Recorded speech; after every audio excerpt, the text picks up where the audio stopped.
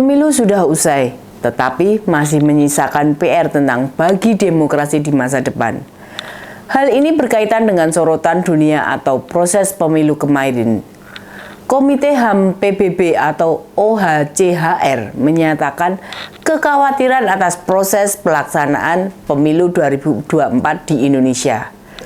Karena diduga ternodai oleh pengaruh yang tidak semestinya, serta keputusan Mahkamah Konstitusi yang menurunkan usia minimum kandidat dan menguntungkan putra presiden. Ini dia info terkini Widya. To ensure that high-ranking officials, including the presidents, are prevented from unduly influencing the electoral processes. Our allegation of undue influence.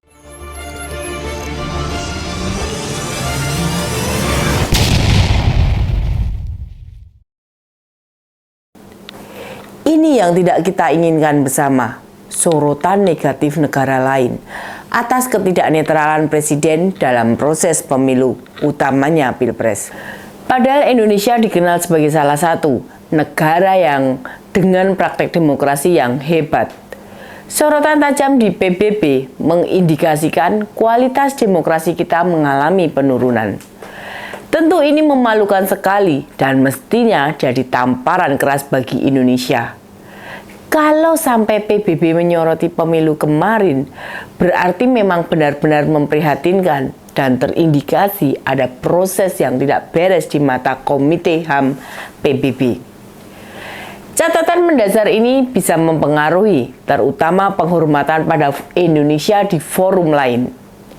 Menuntut kemerdekaan Palestina atau pembebasan penjajahan, suara Indonesia bisa tidak diperhitungkan karena tidak memegang komitmen atas nilai-nilai demokrasi.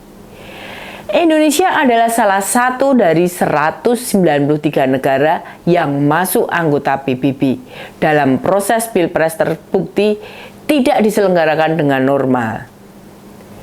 Komite HAM PBB merasa terganggu dengan pelecehan, intimidasi, dan penahanan sewenang-wenang terhadap tokoh oposisi dalam pemilu.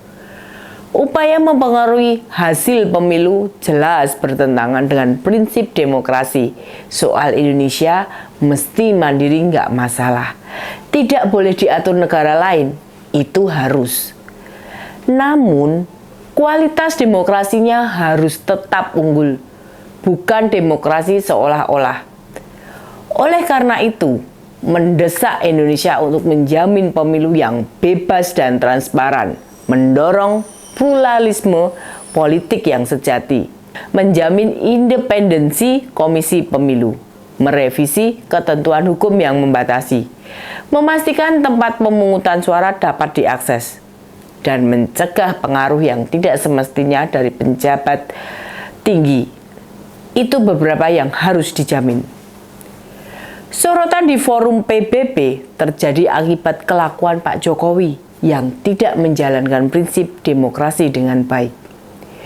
Beliau malah menciderai demokrasi, merusak pemilu, merendahkan pandangan negara lain. Kalau kita benar-benar menyadari dan tidak malu mengakui, ya proses pemilu tahun ini memang beda dengan pemilu-pemilu sebelumnya. Tidak sedikit yang bilang kalau pemilu kali ini pemilu terbrutal sejak reformasi 1998. Kritikan Komite HAM PBB melanjutkan sorotan anggota PBB terhadap pemilu kita kemarin. Beberapa waktu lalu, anggota Komite HAM PBB Bres Welly Ngiai menyoroti netralitas Presiden Jokowi dalam pemilihan presiden tahun 2024.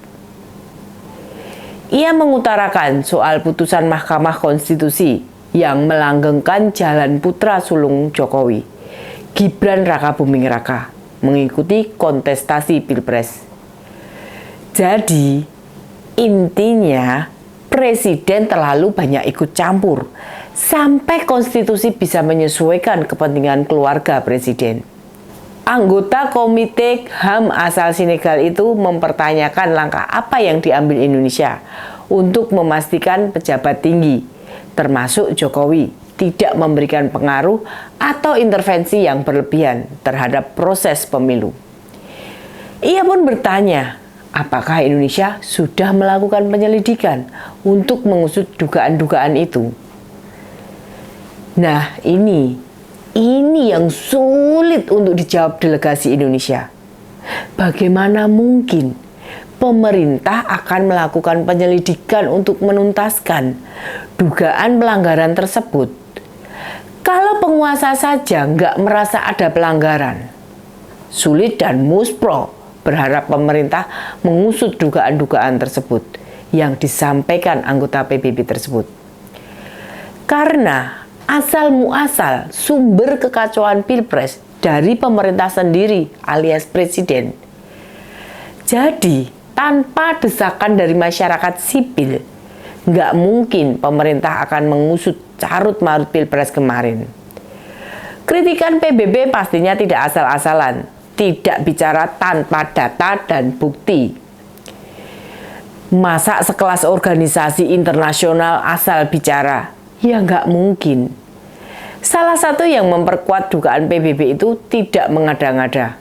Saat diberikan kesempatan untuk menanggapi, Indonesia diwakili oleh Dirjen Kerjasama Multilateral Kementerian Luar Negeri, Tri Tiaryat.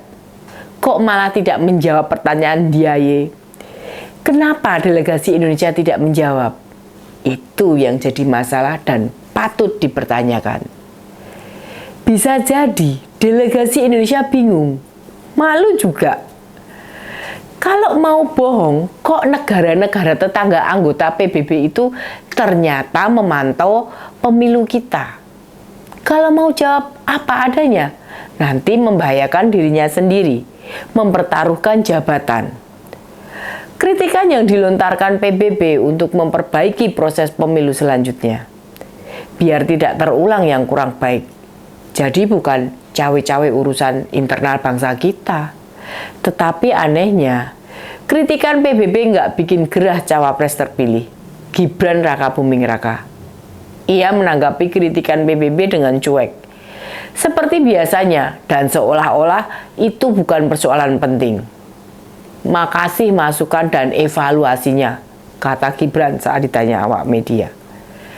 Jawaban-jawaban Gibran setiap ditanya apapun biasanya hanya menjawab, makasih masukannya, biar rakyat yang menilai. Dan jawaban begitu, tanda dia belum punya jawaban pasti atau strategi menghindar.